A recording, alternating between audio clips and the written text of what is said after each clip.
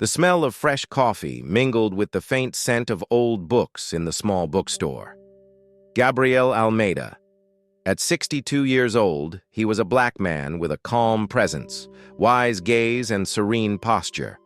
A former university professor and passionate about literature, he dedicated himself to managing his cultural refuge in a busy coastal city. Over the years, Gabriel gained respect in academia and the cultural sector, but he learned early on that for a black man, that respect was never freely given.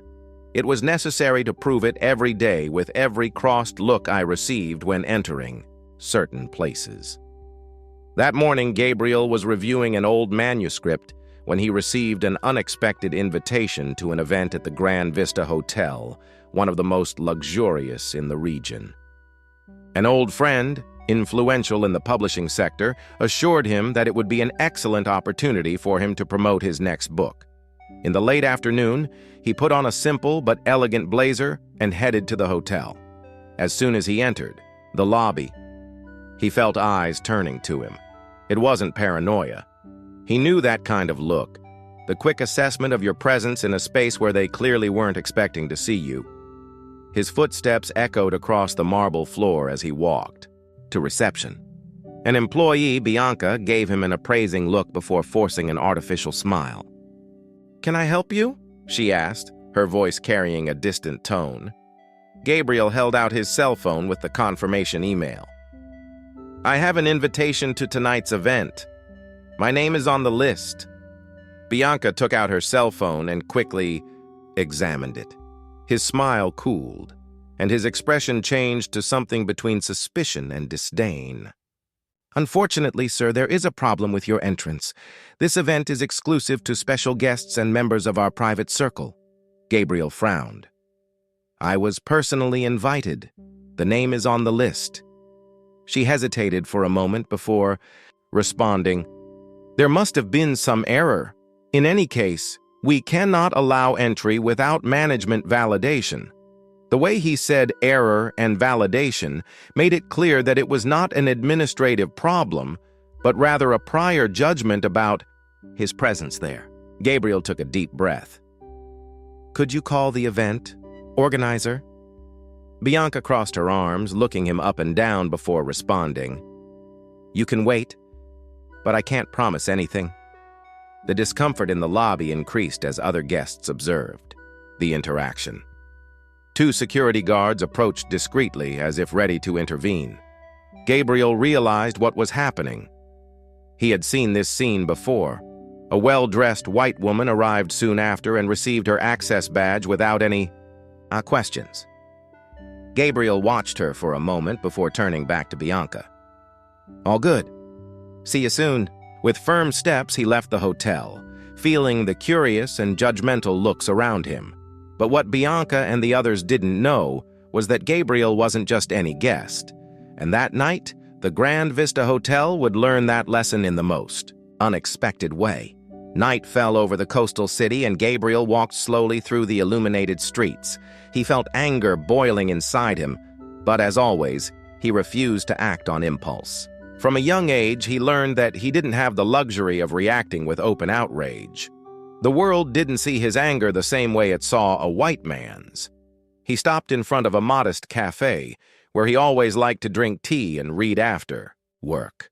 As soon as he entered, he was greeted with a warm smile by Camila, a dona do local. "Professor Gabriel, at this hour here," she said, drying her hands on her apron. "I need strong tea today," he replied, forcing a smile. Camilla soon realized that something was wrong. "Did something happen?" Gabriel hesitated for a moment before telling what happened in the Grand Vista Hotel. When she finished, Camilla sighed and crossed her arms. "I've heard similar stories about that hotel," she said, shaking her head. "They like to maintain a certain image." "Image," Gabriel repeated with a bitter laugh. While drinking his tea, his cell phone vibrated. It was a message from Marcos, the friend who had invited him to the event. "Where are you? The event has already started. You need to come." Gabriel thought for a moment and then replied, "I was Stopped at the entrance. The receptionist said I wasn't on the list. It didn't take long for Marcos to call, indignant. What? That doesn't make sense. Your name was confirmed. Yes, it makes sense, Marcos. Just not for you. The silence on the other end of the line made it clear that his friend understood. It won't stay like that. Gabriel hung up the phone, not knowing that that conversation would change everything. Other experiences of racism. While waiting for a response from Marcos, Gabriel reflected on all the times he had been in situations like that. He remembered when, years ago, when trying to enter a high-end bookstore, an employee followed him through the aisles as if he were a thief, or the time he was ignored at a high-end restaurant until a white friend arrived to join him.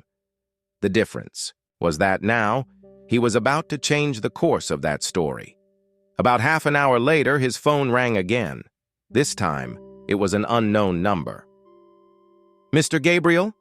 This is Eduardo, events manager at the Grand Vista Hotel. We would like to clear up a misunderstanding and invite you back to the event. The man's voice was hurried and nervous. Gabriel smiled slightly. Misunderstanding? How interesting. But tell me, Eduardo, why did you only realize this error now? There was a miscommunication, but we assure you that your presence will be welcomed. Gabriel paused. I knew what was happening. The hotel had been pressured by Marcos and probably by other influential people at the event. But he also knew that just showing up and letting the incident pass wasn't enough. I go, but not alone. The manager's voice hesitated. What do you mean? You'll know when I arrive. Gabriel hung up the phone and took the last sip of tea. He looked at Camilla and smiled. Want to see something interesting? She raised an eyebrow. What are you planning? Gabriel just grabbed his coat and got up. Just a little lesson about respect. Gabriel walked with firm steps towards the Grand Vista Hotel, but this time he wasn't alone. By his side, Camilla, the owner of the cafe, and Sergio, a lawyer and civil rights activist, accompanied him. Gabriel knew that his experience that night was not an isolated case and that he needed to transform that moment into something bigger. When they arrived at the hotel's luxurious entrance, the staff's gaze fell on them. Some seemed nervous, others confused. Bianca, the receptionist who had stopped him before, widened her eyes when she recognized him. The event manager, Edward, appeared quickly, trying to maintain his composure. Mr. Gabriel, I'm glad you're back. It was a big mistake. Please allow me to accompany you to the event hall. Gabriel crossed his arms and looked directly at Bianca, who looked away. Before entering, I would like your receptionist to explain why I was turned away early. Bianca was silent. Eduardo forced a nervous smile. It was just a misunderstanding, sir. Our team was overworked. I saw other people come in without any questions. People who, unlike me, had lighter skin. Was this also a misunderstanding? The silence in the lobby was absolute. Bianca opened her mouth, trying to say something, but Eduardo quickly intervened. I guarantee this won't happen again. Gabriel watched him for a moment, and then took an envelope out of his pocket and handed it to Sergio, the lawyer. What is happening? Eduardo asked, swallowing hard. Sergio opened the envelope and revealed a formal notification, written by a group of lawyers specializing in human rights. What happened here today is not an isolated case. This hotel has already been the target of multiple discrimination complaints. We are initiating legal proceedings for discriminatory practices against black customers. Eduardo's face lost color. This is not necessary. We can solve it another way. The issue is not just about me, Eduardo. It's about how many other people went through this and didn't have a voice. You only tried to rectify the situation because you discovered that I am not someone who can be ignored. But what if it was an ordinary young black man? A maid? Someone without influence? Edward opened his mouth to speak, but realized there was no justification. The lobby was full of curious looks, guests and employees who now understood that this was not a simple disagreement. Camila smiled and whispered to Gabriel, "I don't think they expected that." He smiled back. "I know not." Eduardo looked around, realizing that the situation was getting out of his control. He cleared his throat and tried to compose himself. "Please, Mr. Gabriel, enter the event. It will be our honor to welcome you." Gabriel looked at him for a moment and then turned to Bianca. "I don't need your permission to be here." He went straight through reception, with Camila and Sergio by his side, leaving Eduardo and Bianca standing still. But that night wasn't over yet. The Grand Vista Hotel still had a lot to explain.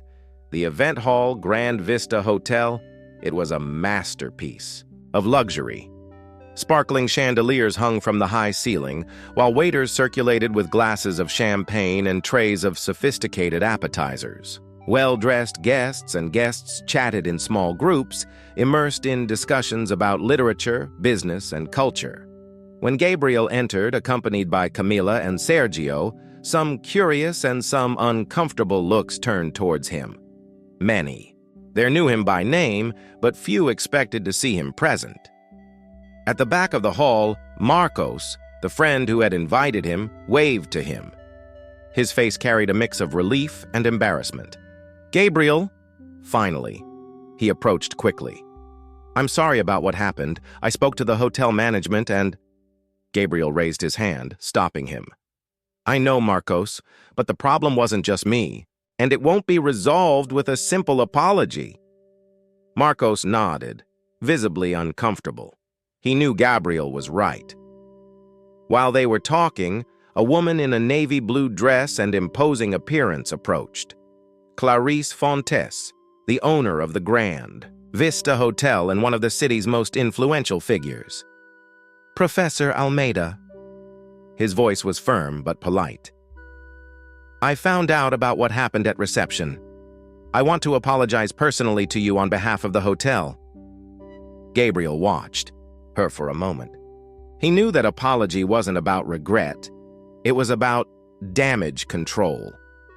"Thank you, Mrs. Fontes, but an apology doesn't change an ingrained culture. How many other people have been denied entry here for reasons that have nothing to do with reservations and everything to do with prejudice?" The hall fell into an attentive silence. The conversation was no longer private. Clarice took a deep breath and maintained her firm posture. "I see your point, Professor, and I guarantee that we will take steps to prevent this from happening again." Sergio, the lawyer, who was watching the exchange of words closely, intervened. "It's not enough to promise changes. We want real guarantees that this discriminatory practice will be eliminated, and for that, we have some requirements." Clarice raised her eyebrows but maintained control. "I'm listening." Sergio took a second envelope out of his pocket. "In addition to the legal measures we are preparing, we are proposing that the Grand Vista Hotel implement an anti-racist training program for all employees, establish a transparent code of conduct, and create a reporting channel to prevent cases like Gabriel's from recurring." Clarice pursed her lips, analyzing the proposal. She knew her hotel's public image was at stake. Gabriel took a step forward and added, "This is not a request. It's a necessity, and frankly, an opportunity for you to fix years of a systemic problem."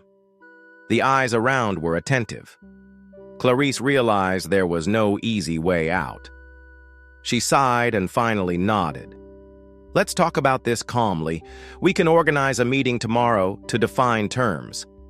Gabriel exchanged a satisfied look with Sergio. "So see you tomorrow." With that, he took a glass of wine from one of the waiters and raised a silent toast to Camila, who smiled back. The first step had been taken, but the fight for respect was just beginning. The following morning, Gabriel, Sergio, and Camila arrived punctually at the Grand Vista Hotel for the meeting that would define the future of the establishment. This time, they didn't need to announce their arrival. As soon as they entered, they were immediately escorted to a luxury meeting room where Clarice Fontes, owner of the hotel, was waiting for them alongside a group of lawyers and directors. The atmosphere was tense. It was clear that the hotel management wanted to minimize the impact of what had happened the night before. Clarice adjusted her blazer and began the meeting with a diplomatic tone. "First of all, I want to reaffirm that we deeply regret what happened, Professor Gabriel.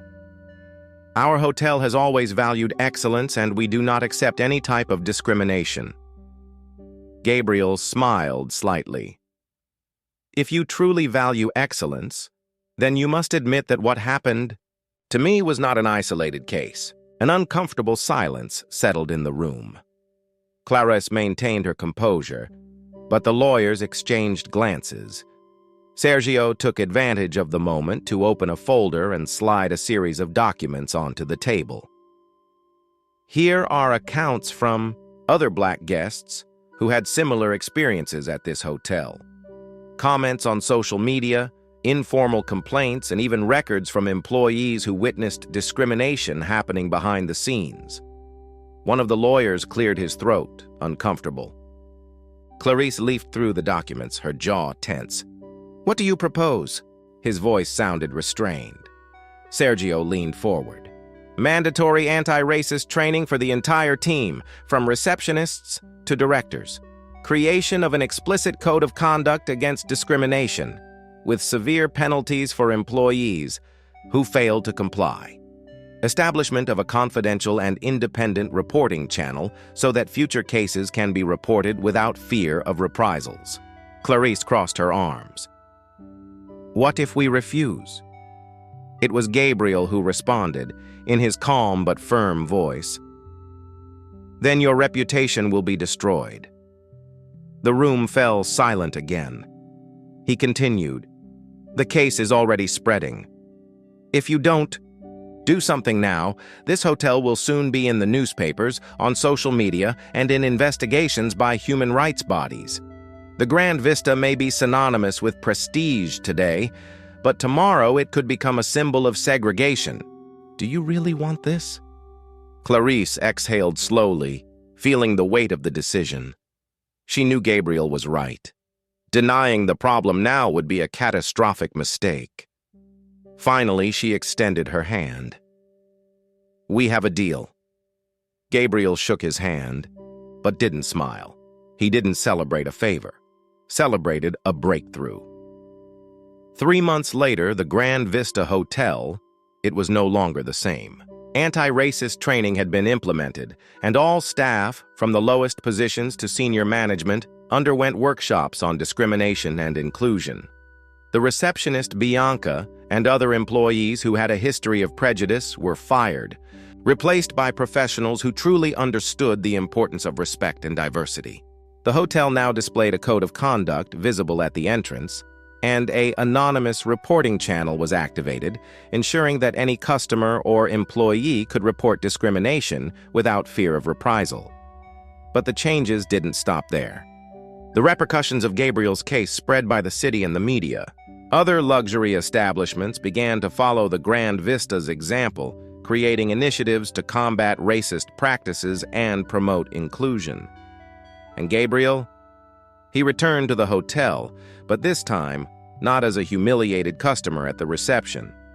That night, he was the special guest at a literary event organized by the hotel itself, where he launched his new book about resistance and identity. When he took the stage to speak, the packed room welcomed him with standing ovation. Camilla was in the audience, smiling with pride. Sergio watched alongside other activists, knowing that that moment was a symbol of progress. Gabriel looked at the audience and smiled slightly. For many years, we were taught that we needed to occupy spaces, but that these spaces would never be ours. That we needed to be polite, discreet, patient.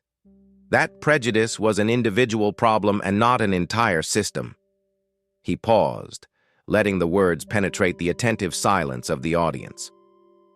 But here we are today, proving that you don't need to ask permission to exist. That respect should not be a privilege, but a right. And that no door, no matter how luxurious, has the power to define who we are.